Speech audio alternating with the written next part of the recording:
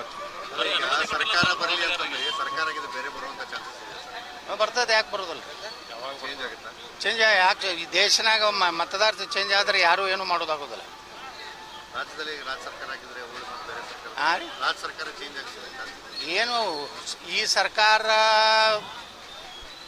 ಏನು ಹೈಕಮಾಂಡ್ ಇದೆ ಅಲ್ಲ, ಹೈಕಮಾಂಡದಲ್ಲಿ ಟೆಂಡರ್ ನಡೆದಿದೆ. ಡಿ ಕೆ ಶಿವಕುಮಾರ್ ಹೆಚ್ಚು ಕೊಡ್ತಾರೋ, ಸಿದ್ದರಾಮಯ್ಯನವ್ರು ಹೆಚ್ಚು ಕೊಡ್ತಾರೋ. ಆ ಟೆಂಡರ್ ಇನ್ನೂ ಬಿಡ್ ನಡೆದಿದೆ, ಇನ್ನೂ ಅದು ಕೊನೆಯ ಫೈನಲ್ ಆಗಿಲ್ಲ. ಅದು ಕೂಡ ರಾಹುಲ್ ಗಾಂಧಿ ಅನೌನ್ಸ್ ಮಾಡ್ತಾರೆ, ಇದು ರೇಟ್ ಹೆಚ್ಚಾಗಿದೆ, ಅದಕ್ಕೆ ನಾನು ಇಂಥವ್ರು XYZ ಮಾಡಿದೆ. ಕಾಂಗ್ರೆಸ್ ಶಾಸಕ ರಾಜಣ್ಣ ಅವರೇ ಈಗ ಕೊಡಿಸ್ತಾ ಇದ್ದಾರೆ, ಸಿದ್ದರಾಮಯ್ಯ ಅವರು ಸಹಾಯಕರಾಗಿದ್ದಾರೆ. ನೂರಕ್ಕೆ ರಾಜಣ್ಣ ಅವ್ರು ಹೇಳಿದ್ದು 100ಕ್ಕೆ 100 ಸತ್ತಿದೆ. ನನ್ನ ಹಾಗೆ ರಾಜಣ್ಣ ಅವ್ರು ಸಹ ಕಾಂಗ್ರೆಸ್ನಲ್ಲಿ ನೇರವಾಗಿ ಮಾತಾಡೋರು. ಅವರು ಸಿದ್ದರಾಮಯ್ಯನವ್ರು ಭಾಳ ನಂಬಿದ್ರು. ಇವರು ಒಬ್ಬರೇ ಅಲ್ಲ, ಭಾಳಷ್ಟು ಸಿದ್ದರಾಮಯ್ಯ ಫಾಲೋವರ್ಸ್ ಬಳಿ ಈ ಒಂದು ಭಾವನೆ ಬಂದಿದೆ. ಒಂದನೇದ್ದು, ಸಿದ್ದರಾಮಯ್ಯನವರು ಮೊದಲಿನ ಸಿದ್ದರಾಮಯ್ಯ ಇಲ್ಲ, ನಂಬರ್ 1. ಇದನ್ನು ವಿಧಾನಸಭೆದಾಗ ಹೇಳಿದೆ. ಎರಡನೇದ್ದು, ತಮ್ಮ ಫಾಲೋವರ್ಗಳ ರಕ್ಷಣೆ ಮಾಡ್ತಾಯಿಲ್ಲ. ಮೂರನೇದ್ದು, ಅವರು ಸಿದ್ದರಾಮಯ್ಯನವರು ಏನೋ ನಿರೀಕ್ಷೆ ಇಟ್ಟಿದ್ರು ಜನ, ಆ ರೀತಿ ಸರ್ಕಾರ ಕೊಡಲಿಲ್ಲ. ಇದು ಮೂರರಲ್ಲಿ ಸಿದ್ದರಾಮಯ್ಯನವರು ವಿಫಲರಾಗ್ಯಾರ.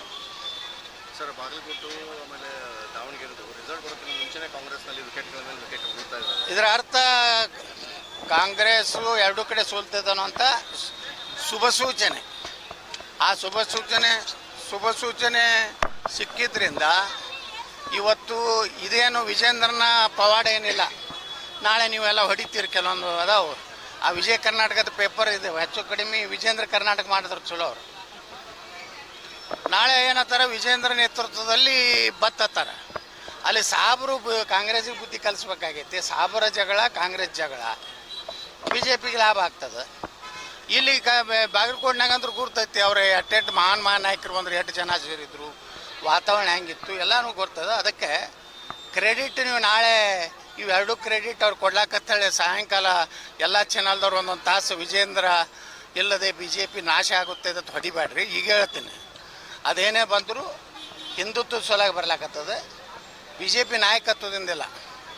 BJP ನಾಯಕತ್ವ ರಾಜ್ಯದಲ್ಲಿ ಸಂಪೂರ್ಣ ವಿಫಲ ಆಗಿದೆ. ನೋಡ್ರಿ, ಮಹಿಳೆಯರ ವಿರೋಧಿಗಳದಾರ ಅನ್ನೋದು ಇಡೀ ಜಗತ್ತಿಗೆ ಗೊತ್ತಾಯ್ತು. ಕಾಂಗ್ರೆಸ್ ಅಂದರೆ ಮಹಿಳಾ ವಿರೋಧಿ. ಇದು ನಾವಿದ್ದಾಗನೇ ಅಟಲ್ ಬಿಹಾರಿ ವಾಜಪೇಯಿ ಅವರು ತರಬೇಕು ಮಹಿಳಾ ಮೀಸಲಾತಿ ಅಂದಾಗೂ ಸಹ ಕಾಂಗ್ರೆಸ್ಸು, ಮುಲಾಯಂ ಸಿಂಗ್ ಯಾದವ್, ಲಾಲು ಪ್ರಸಾದ್ ಯಾದವ್ ಎಲ್ಲರೂ ವಿರೋಧ ಮಾಡಿದ್ರು. ಸುಮ್ಮನೆ ಏನಾರು ನೆಪ ತೆಗೆದು ನೋಡ್ರಿ. ಈಗ 850 ಸೀಟ್ ಆಗಿದ್ದರೆ 33% ಸುಮಾರು 760-70 ಜನ ಮಹಿಳೆಯರು ಹೋಗ್ತಿದ್ರು. ಇವತ್ತು ಬಸವಣ್ಣವರು ಸಮಾನತೆಯನ್ನು ಸಾರಿದಂಥವ್ರು. ಇವತ್ತೇನಾದರೂ ದೇಶದಲ್ಲಿ ಮಹಿಳೆಯರಿಗೆ ಮೋಸ ಮಾಡಿದಂಥವ್ರು ಯಾರಪ್ಪ ಅಂದರೆ ಕಾಂಗ್ರೆಸ್ಸು, ರಾಹುಲ್ ಗಾಂಧಿ, ವಿದೇಶಿ ಇಟ್ಲಿ ಹೆಣ್ಮಗಳಾದಂಥ ಸೋನಿಯಾ ಗಾಂಧಿ. ಈ ಹೆಣ್ಮಗಳಿಂದ ಈಗೇನು ನೈತಿಕತೆ ಇದೆ ಕಾಂಗ್ರೆಸ್ ಮಹಿಳಾ ಘಟಕಗಳಿಗೆ? ಮಹಿಳಾ ಲೀಡರ್ಗಳು ಏನಾದಾರ ಕಾಂಗ್ರೆಸ್ನಾಗ ಏನು ನಾಚಿಕೆ ಇದೆ ಅವ್ರಿಗೆ? ಎಲ್ಲ ರಾಜೀನಾಮೆ ಕೊಡಬೇಕಾಗಿತ್ತು ಅವ್ರಿಗೆ. ಅಷ್ಟು ಮಹಿಳೆಯರ ಒಂದು ಇದ್ರಲ್ಲ.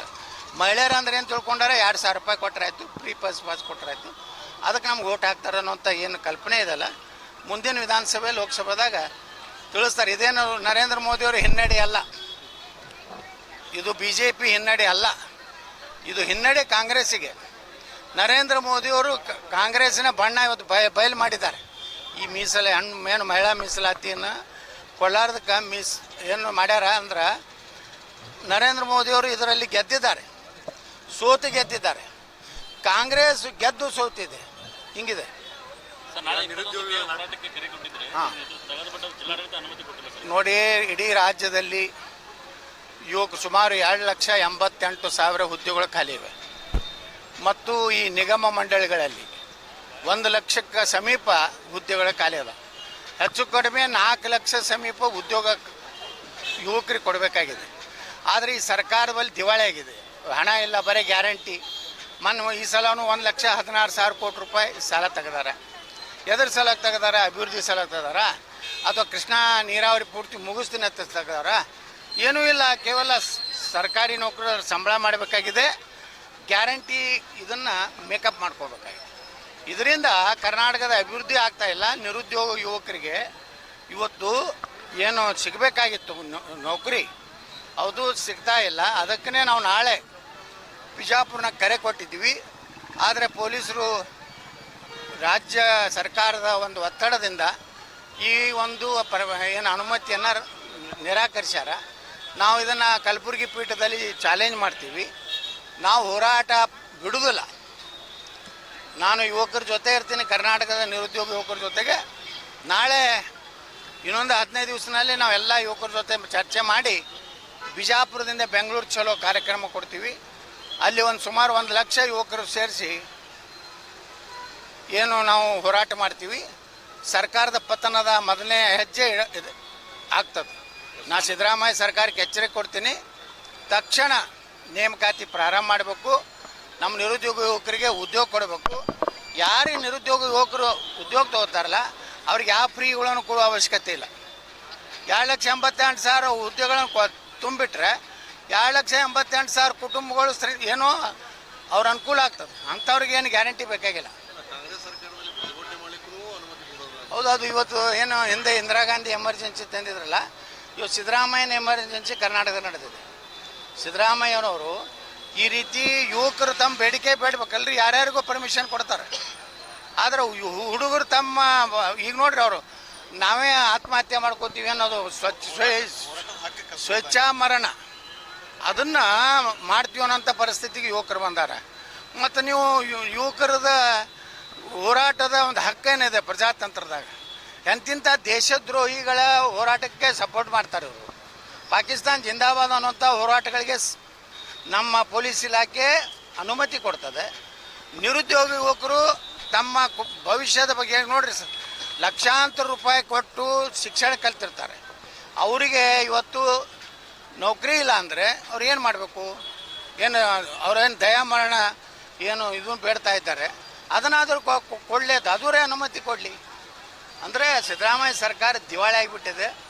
ಅದಕ್ಕೆ ನಾವು ಯುವಕರ ಜೊತೆ ಇರ್ತೀವಿ. ಆ ಬೆಂಗಳೂರು ಚಲೋ ಕಾರ್ಯಕ್ರಮ ಮಾಡ್ತೀವಿ. ಅಷ್ಟೇ ಅಲ್ಲ, ಮುಂದಿನ ತಿಂಗಳು ನಾನು ಒಳ್ಳೆಯ ಒಂದು ಮುಹೂರ್ತ ನೋಡಿ ಕರ್ನಾಟಕದಲ್ಲಿ ಹೊಸ ರಾಜಕೀಯ ಒಂದು ವಿಚಾರವನ್ನು ಪ್ರಾರಂಭ ಮಾಡಿದ್ದೀನಿ.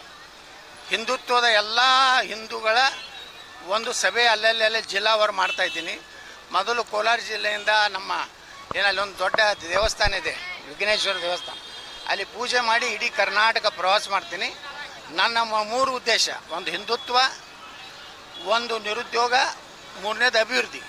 ಈ 3 ವಿಷಯ ತಗೊಂಡು ಮುಂದಿನ ದಿವಸಗಳಲ್ಲಿ ಕರ್ನಾಟಕದಲ್ಲಿ ಪ್ರಾದೇಶಿಕ ಪಕ್ಷ ಕಟ್ಟಬೇಕು ಅನ್ನೋಂಥ ಅಭಿಪ್ರಾಯವನ್ನು ಜನರನ್ನು ತಗೋತೀನಿ. ಪ್ರಾರಂಭ ಆಯಿತು. ಮುಂದಿನ ತಿಂಗಳ ಮೇದಲ್ಲಿ ಒಂದು ಒಳ್ಳೆಯ ದಿನ ನೋಡಿ ಇಡೀ ಎಲ್ಲ ಜಿಲ್ಲಾ ಕೇಂದ್ರ ಮೊದಲು ಹೋಗ್ತೀನಿ. ನೆಕ್ಸ್ಟ್ ಎಲ್ಲ ತಾಲೂಕಾ ಕೇಂದ್ರಕ್ಕೆ ಹೋಗ್ತೀನಿ. ಎಲ್ಲ ಹಿಂದೂ ಸಂಘಟನೆಗಳನ್ನು, ನಿರುದ್ಯೋಗ ಯುವಕರನ್ನು ಹಾಗೂ ಅಭಿವೃದ್ಧಿ ಚಿಂತನೆ ಮಾಡುವಂಥ ಜನರ ಒಂದು ಸಭೆಯನ್ನು ನಾನು ಮಾಡ್ತೇನೆ. ಅದು ಏನು ನೋಡೋಣ ಆತ ಮುಂದೆ ಯಾವುದು ನೋಡೋಣ್ರಿ. ಅವ್ರು ಚುನಾವಣಾ ಆಯೋಗದವ್ರು ಯಾವ್ದು ಕೊಡ್ತಾರೆ, ನೀವೇನಾರು ಶಿಫಾರಸು ಮಾಡಿ ಕೊಡ್ಸಿದ್ರೆ ಕೊಡ್ಸಿ. ನಾ ಮೊದಲು ಅಭಿಪ್ರಾಯ ತೊಗೋತೀನಿ ಇಡೀ ರಾಜ್ಯದ ಅಭಿಪ್ರಾಯ ತೊಗೊಂಡು ಮುಂದೆ ಏನು ನಿರ್ಣಯ ಮಾಡಬೇಕು ಅನ್ನೋದು ಮಾಡ್ತೇನೆ.